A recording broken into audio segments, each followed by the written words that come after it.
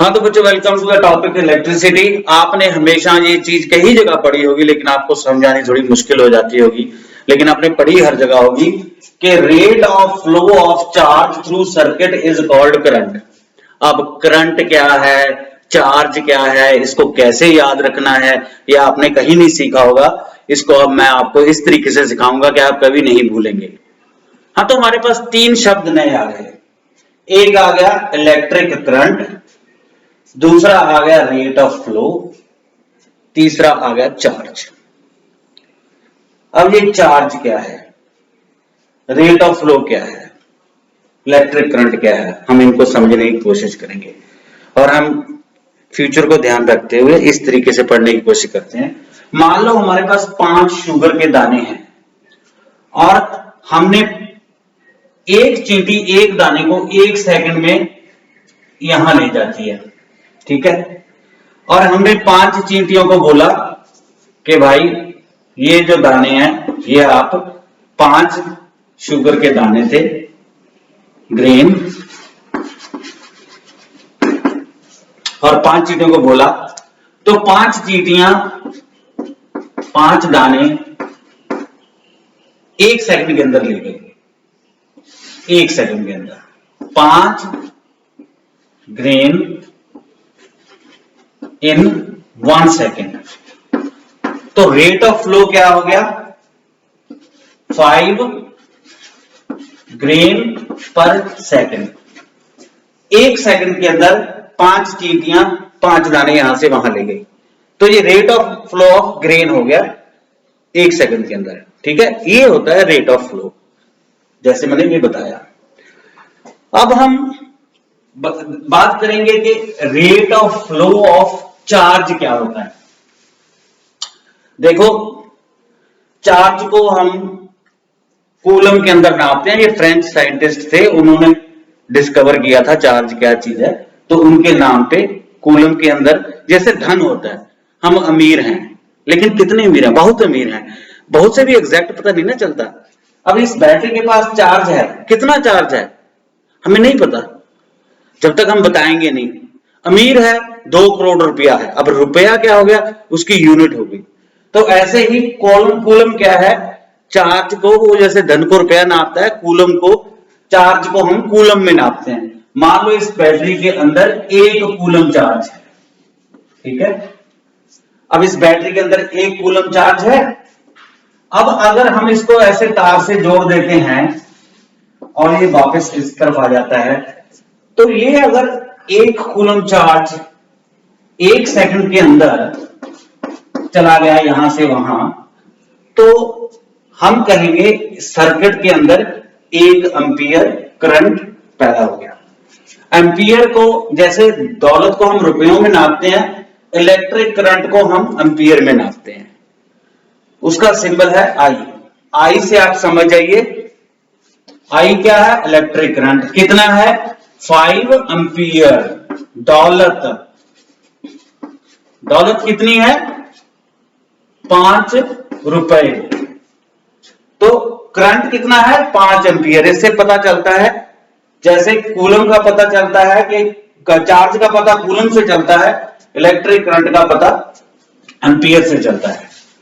तो अगर ये वाला 1 कूलम चार्ज 1 सेकंड के अंदर ट्रांसफर हो गया, तो करंट कितना हो गया, करंट बराबर है, हो गया 1 एम्प। तो करंट हो गया 1 एम्प, क्योंकि 1 कूलम चार्ज 1 सेकंड के अंदर यहां से वहां चला गया, ठीक है ना। अब क्या है, 1 कूलम, जैसे चींटियां चार्ज को लेके जाती थी, वैसे इस चार्ज को लेके जाते हैं इलेक्ट्रॉन, ठीक है। ये अब इसमें क्या है, छोटे छोटे इलेक्ट्रॉन चींटियों जैसे इस चार्ज को यहां से वहां लेके जाते हैं, ठीक है। अब 1 इलेक्ट्रॉन, ध्यान से सुनिए, 1 इलेक्ट्रॉन। अब 1 इलेक्ट्रॉन के ऊपर जो ताकत है, जैसे एक चींटी 1 दाना लेके जाती थी, अब 1 इलेक्ट्रॉन के अंदर इतनी ही ताकत है कि वो 1.6 into 10 to the power -19 coulomb ही चार्ज लेके जा सकता है।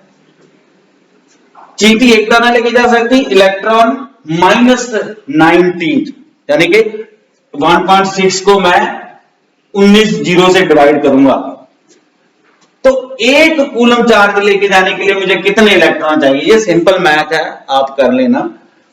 अब 1 कूलम चार्ज लेके जाने के लिए मुझे कम से कम 6 into 10 to the power 18 electron चाहिए। इतने इलेक्ट्रॉन मेरा ये चार्ज यहां से वहां लेके जाएंगे। अब इसको याद कैसे रखना है? 19 18 ये भूल जाते हैं, तो 6 के साथ हम 6 बार 3 3 जीरो लगाएंगे। 6 के साथ 6 बार 3 3 जीरो लगाएंगे, तो ये हो जाएंगे हमारे 6 इंटू 18 1 2 3 4 5 6।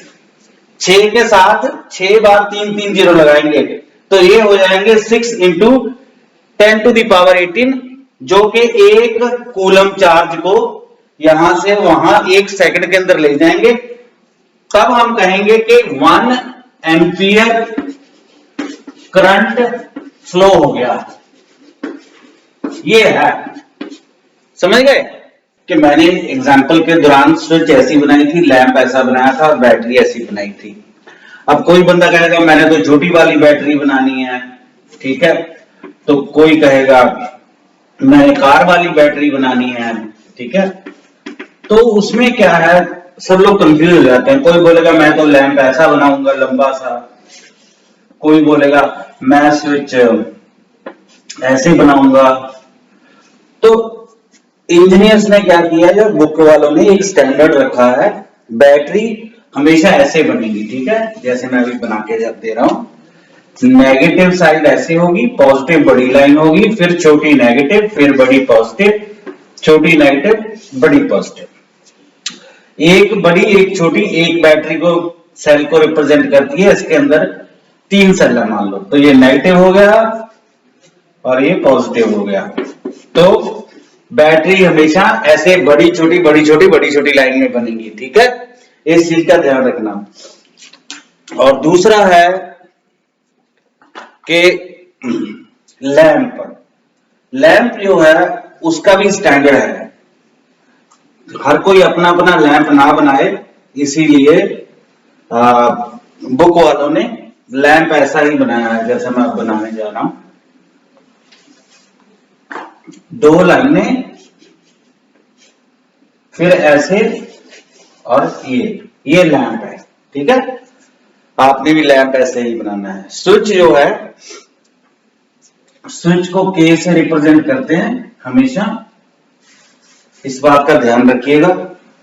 ऐसे करके 2 हाफ सर्कल दूर दूर, और ये हो गई ओपन स्विच, और ऐसे ही ये हो गई क्लोज स्विच, मतलब स्विच ऑन है, इसमें स्विच ऑफ है, इसके साथ के लिखा रहा होगा, ठीक है। तो इन चीजों को आपने ध्यान में रखना है। और अगर फिर भी आपको कोई चीज समझ में नहीं आई तो feel free to write me a comment, और मैं किसी और अच्छे तरीके से आपको उसका आंसर देने की कोशिश करूंगा, ठीक है। तो इस तरीके से इस चैप्टर को यहीं खत्म करता हूं। अगले फिर दूसरा लेसन इसी चैप्टर का तैयार करेंगे, उसके अंदर कुछ एग्जाम्पल वगैरह होंगी, ठीक है। Thank you.